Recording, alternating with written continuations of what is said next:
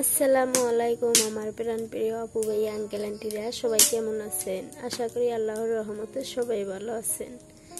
আমিও আলহামদুলিল্লাহ ভালো আছি।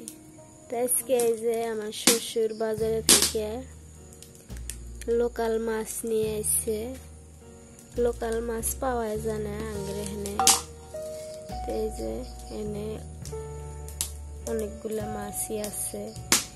হলো আপনার ট্যাংরা মাছ, শিং মাছ, গোসই মাছ। এই যে এটা হলো শিং মাছ। ও বাবা রে, শিং মাছ তাজা, একদম তাজা। এই শিং মাছ। এর হলো বাইং মাছ, বটুয়া, সবগুলা মাছই তাজা, একদম তাজা। তো আমি কুটে নেই, তারপরে আসতেছি। ক্যামেরা ধরার মানুষ নাই তো। এই যে আমি মাছগুলা পরিষ্কার করে কাইটে খুব সুন্দর করে ধুয়ে নিছি, আর এখানে বাগুন কেটে নিছি।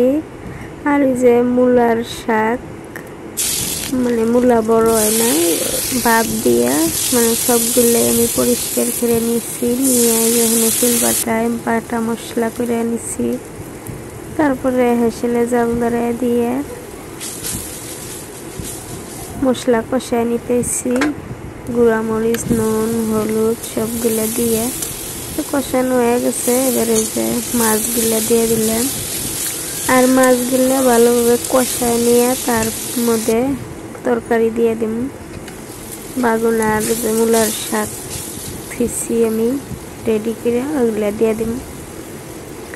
মাছগুলা কষানো হয়ে গেছে খুব সুন্দর করে। তারপরে এই যে মূলার শাক আর বাগুনগুলা দিয়ে দিলাম। দিয়ে এবার খুব সুন্দর করে নাড়াচাড়া করে ঢেকে দিব।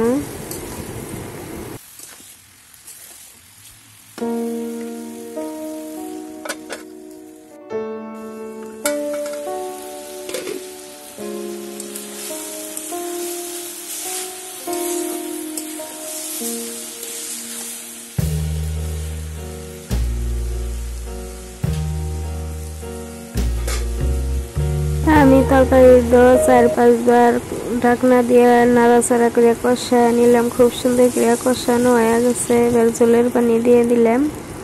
জলের পানি দিয়ে আবার নাড়াচাড়া করে ঢাকা দিয়ে 10 মিনিট রান্ধিমু। তারপরে তরকারিটা নামাই নিমু। এই যে 10 মিনিট পরে আবারও মানে নাড়াচাড়া করে এবার নুন টুন চেক করে নামাই নিমু।